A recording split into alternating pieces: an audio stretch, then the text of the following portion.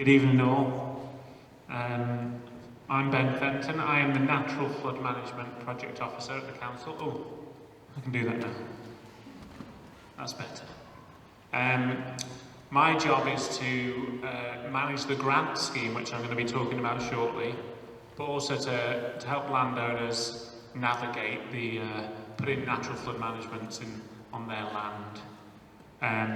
So I'm going to be talking about how you can fund your natural flood management project. So we have a grant scheme which you may be aware of. It's a chunk of money which we give landowners to be able to do natural flood management works upon their land, such as some of the projects that Stuart talked about earlier. It was funded by DEFRA after the 2015 floods. We got a lot of money there, which we have given out to a number of landowners so far. And the average grant is about £15,000, but some were larger than that and some were smaller. And hopefully we'll have another round of grants in the near future, hopefully in next year, all being well. So what can we fund? Stuart's already talked about attenuation basins and covered these two, in fact.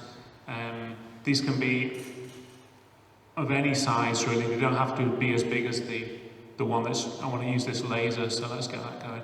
The one that Stuart mentioned, Shoebroad Dam, that's a really large one, but they can be a lot smaller and there can be a multiple cascade of them upon your land, and that works really well. As well as that, we can also fund trees, which have been talked about tonight quite a bit. Leaky dams, which you may know, these are bundles of natural materials, usually that trap water behind them and allow the water to remain up high and allow the water to pass through nice and slowly rather than rush down a gully. We also have funded woodland management, to kind of allow light to get into woodland and the forest floor to revegetate, which is really important to slow down water passing through a woodland. And surprisingly, the scheme also funds things like fences and gates, which are very important, as Jane has just been telling us, for protecting waterways and banks and stabilising land. So the process of the grant scheme, in previous rounds we've had people supporting and developing your scheme with you, because obviously it's quite a scary thing, developing a natural flood management scheme when you've got no idea what you're doing. So we've had people coming out to help develop your scheme and also support you developing your application, even doing the application for you as well. So that application would then be submitted, and as the Natural Flood Management Project Officer, I'd then do a desk-based study or come and do a site visit, and then it'd go through a scoring process, and a number of surveys would happen, such as been talked about earlier. Botanical surveys, looking at the ecology of your land, fungi, potentially birds, and then our flood engineer takes a look at it as well to make sure your project's not going to cause any issues elsewhere. And if all that goes really well, then the grant's awarded, you do your project, and then we pay you for it once we've checked it. So as well as what the works themselves, the grants can also fund things like engineers like Stuart, to be able to design the scheme, to design the attenuation basin if that's what we decided to do there. We can also fund a project manager, so you didn't have to do anything. You could pay someone to do the works for you. These attenuation boards as well, interpretation boards rather, and that just tells passers-by what your project is. And I think I'd really like to see more of these around, because it tells people that there's a natural flood management project here, and it gets gets people knowing about them more, and hopefully inspires others to do it themselves as well.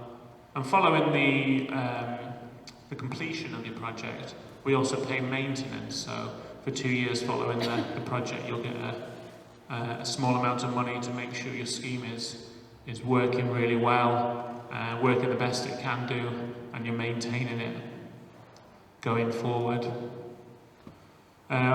James has talked about some of the benefits to doing this kind of work to landowners, but you can reduce your flood risks to your land and to buildings, reduce waterlogging.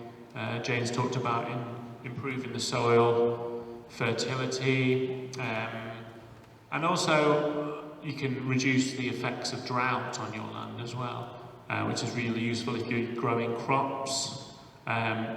Trees and hedges protect livestock, and also natural flood management work can reduce erosion because it slows down water.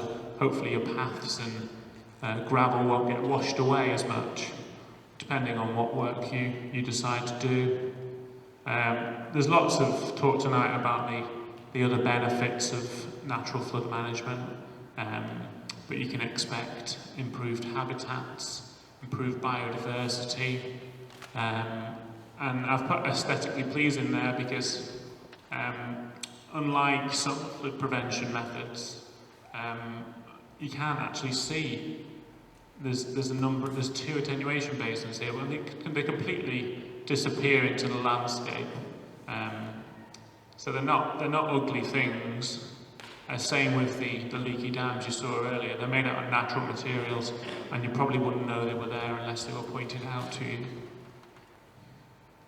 So, if you're interested, if you are a landowner, or you want to know more, are you interested in doing something on your land, or potentially looking at what you could do on your land? My role is to kind of signpost you to different funding opportunities and to assist you getting your natural flood management project off the ground, really. There's a bit of red tape you've got to jump through, but that's where I can come in to help. So if you are interested, come and see me afterwards. I'm just sat at this stall here, or give us an email. My email address is quite easy to remember: nfm for natural flood management @calderdale.gov.uk. And my phone number is up there as well if you don't use the internet. And do come and speak to me at the end if you'd like to ask any questions or put your name down. Thank you very much.